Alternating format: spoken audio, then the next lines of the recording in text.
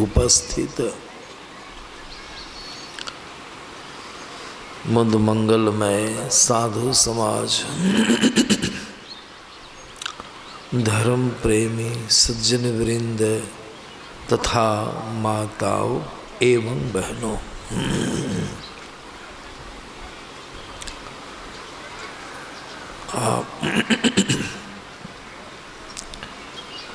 अभी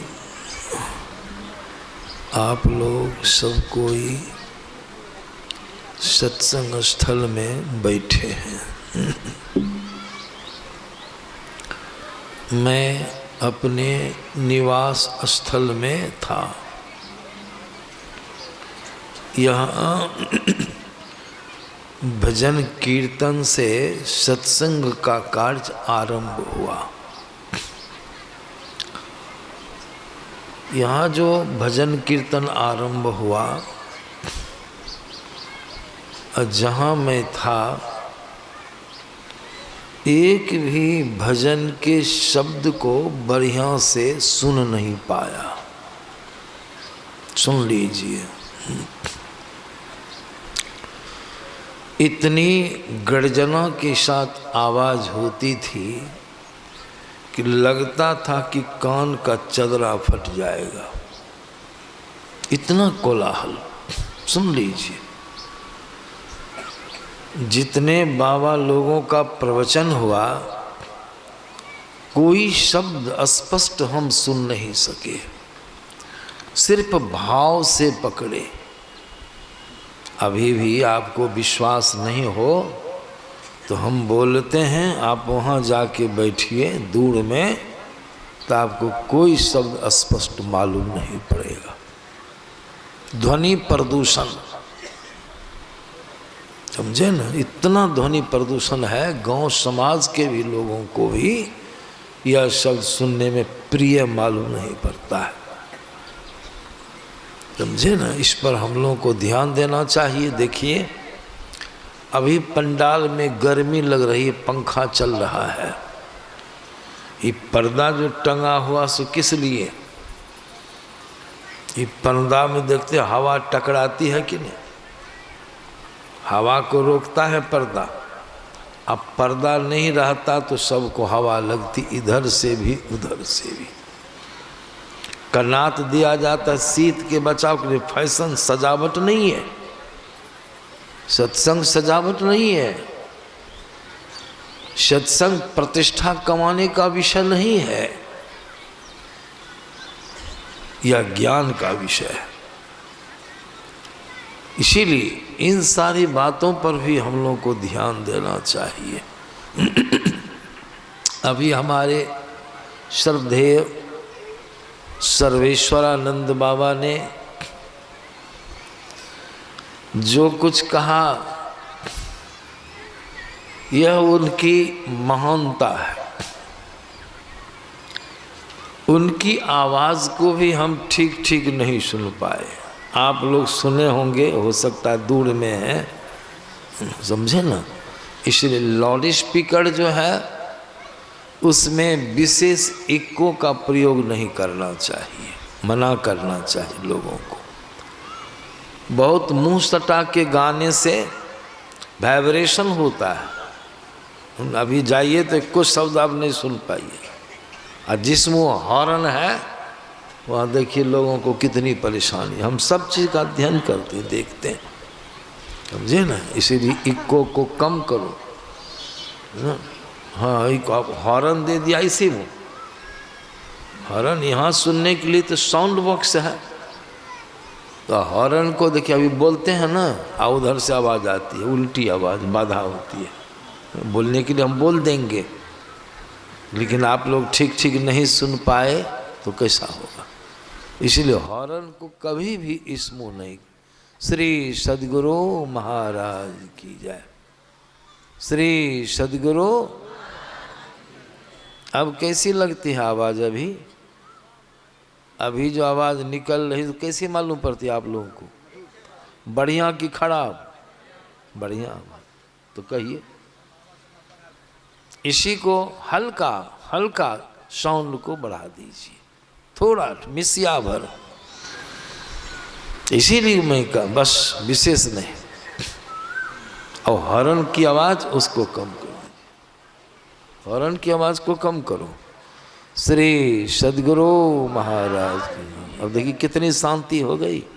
बोले तब ना, और नहीं बोलते तो होता।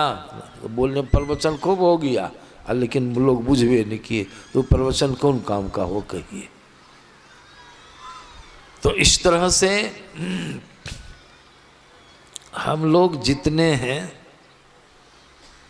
पंडाल के अंदर, चाहे नारी हो या पुरुष हो,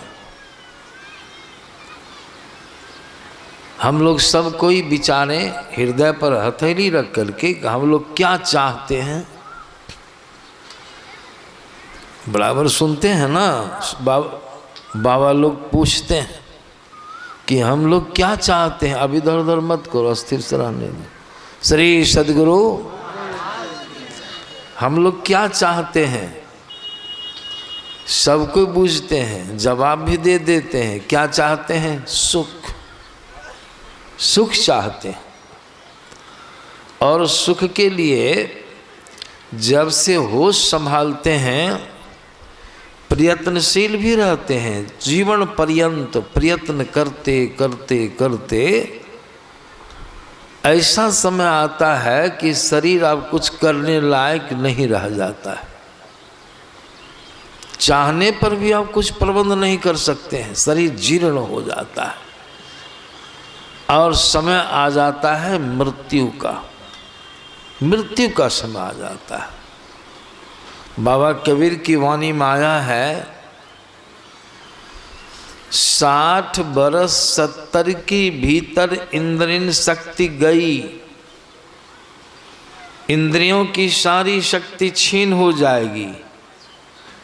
शरीर में जितनी इंद्रियां लगी हैं कोई इंद्रिय अब काम नहीं करेगी और मरण शैया पर पड़े रहेंगे, पड़े रहेंगे। जीवन बिताए, मनुष्य का अनमोल जीवन बीत गया। सुखी होने के लिए जो कर्म नहीं करने का सब कर्म किए। अब अंतिम समय आया फल पाने का। अंतिम में फल पाना चाहते हैं तो फल क्या मिला? वृद्धावस्था में कोई आदमी मरणासन्न हो गया और उसको जाके कोई पूछे कि कहो कहो भाई क्या समाचार है। बूढ़े आदमी को पूछा जाए क्या समाचार, रिजल्ट अभी विद्यार्थी लोगों का निकला है, क्या रिजल्ट है, क्या परिणाम है मिला आपको, तो बेचारे बूढ़े आदमी रोने लगते हैं। हम कई वृद्धों से भेंट किए हैं, कहा बाबा अब क्या समाचार। हम कि तब कब समाचार, समाचार का समय तो अब ये न हुआ।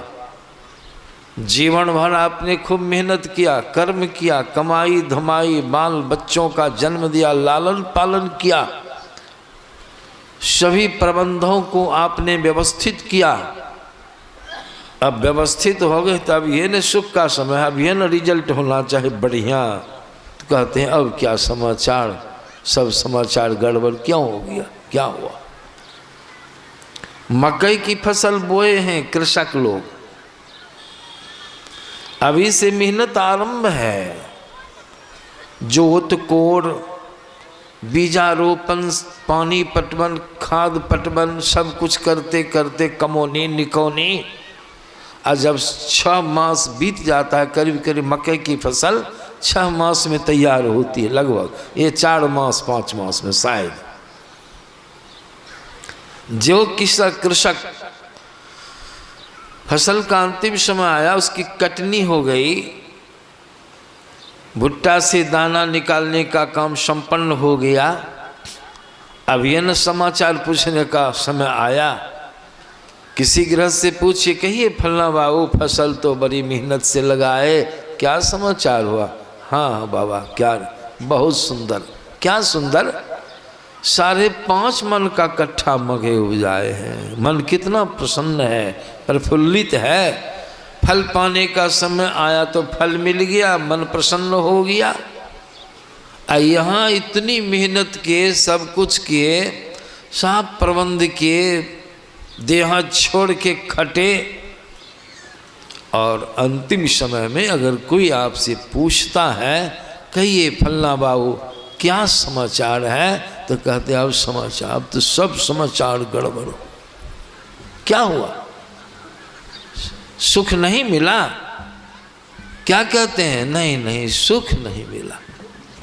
प्रबंध तो सुख के लिए किए थे, मेहनत तो सुख के लिए किए थे, सुख नहीं मिला तो क्या मिला? दुख। दुख मिला, सुख नहीं मिला। क्या मिला? दुख मिला। क्यों नहीं मिला सुख की ख्याल रखिए। किन्हीं को सुख नहीं मिला, किन्हीं से पूछिए वही बात। अंत क्षण में, अंत समय में अगर किन्हीं से जाके पूछिएगा वो यही कहेगा कुछ नहीं मिला, कुछ नहीं। इसीलिए बाबा कबीर को कह देना पड़ा, तन धर सुखिया काहू न देखा। क्या देखा? जो देखा सो दुखिया हो। बात सही। कबीर साहब बहुत दूर की बात बताते हैं। उदय अस्त की बात कहता हूँ, सबका क्या विवेका हो। घाटे बाढ़े सब जग दुखिया, क्या गृही वैरागी हो। सुखदेव आचार्य दुख के डर से गर्भ से माया त्यागी हो। जोगी दुखिया जंगम दुखिया, तपसी के दुख दुन्ना हो। आशा तृष्णा सबको व्यापी, कोई महल नहीं सोना। देखिए सुख है कबीर साहब का अनुभव वचन, उन्होंने देखा, हम भी देखते हैं, आप लोग भी देखिए। साच कहो तो कोई न माने। बड़ी विचित्र बात कबीर साहब कहने के लिए जा रहे हैं। उनको अनुमान है कि कोई मानने वाला नहीं होगा, लेकिन बात सत्य है। क्या कहते हैं? सच कहो तो कोई न माने, झूठ कहा नहीं जाई हो। सो क्या बात है? पहले वो हम लोग को चेता दिए, हम झूठ बोलेंगे नहीं, आज सच्ची बात कहेंगे, कोई बुझेगा नहीं। क्या है वो? तो कहते ब्रह्मा विष्णु महेश्वर दुखिया, जिन यह राह लीजिए। ये बात को मानिएगा? ब्रह्मो दुखी हैं, विष्णु जी दुखी हैं, शिव जी तो हाँ बहुत सारा प्रसंग है, वो लोग भी शांति नहीं है। देखिए जिन यह संसार को चला रहे हैं, लेकिन ये तीनों त्रिदेव जो हैं, तीनों देवता, ये तीनों देवता भी दुखी हैं। कितने को गिनाए, अब अंत में निर्णय देते हैं। कबीर साहब कहते हैं अवधू दुखिया, भूपति दुखिया, रंक दुखी, विपरीती हो। राजा दुखी, प्रजा दुखी। जोगी ये अवधू दुखिया, भूपति दुखिया, रंक दुखी, विपरीती हो। कहे कबीर सकल जग दुखिया। अब सबको समेट लिए कबीर साहब, यक्को को नहीं छोड़े। भले तो बहुत तरह का गिनाए, बहुत तबके के लोगों का नाम गिनाए, और उसमें उनका मन नहीं भरा, तो अंत में क्या बचे खोचे सबको समेट लिए। क्या कहते? कहे कबीर सकल जग दुखिया, संपूर्ण संसार दुखी है। यह लोक परलोक, स्वर्ग के लोग दुखी, विष्णु लोक, शिव लोक और ब्रह्म लोक सब दुखी है। तो प्रधानमंत्री का कौन ठिकाना है? मुख्यमंत्री का कौन ठिकाना है? कहिए। देखिए रहे तमाशा, कितना फेरा लग रहा है, क्या सब हो रहा है। अपने लड़ने में एकदम जुटे हैं, तो समाज की सेवा, देश का कल्याण, देश का उद्धार कैसे हो? मजाल है नहीं। अंत में संत कबीर साहब ने एक को बेरा लिया, एक को अलग कर लिया सबके घेरों से। क्या कहते हैं? कहे कबीर सकल जग दुखिया, सुखी कोई नहीं। तो हाँ एक सुखी है। वो कौन है?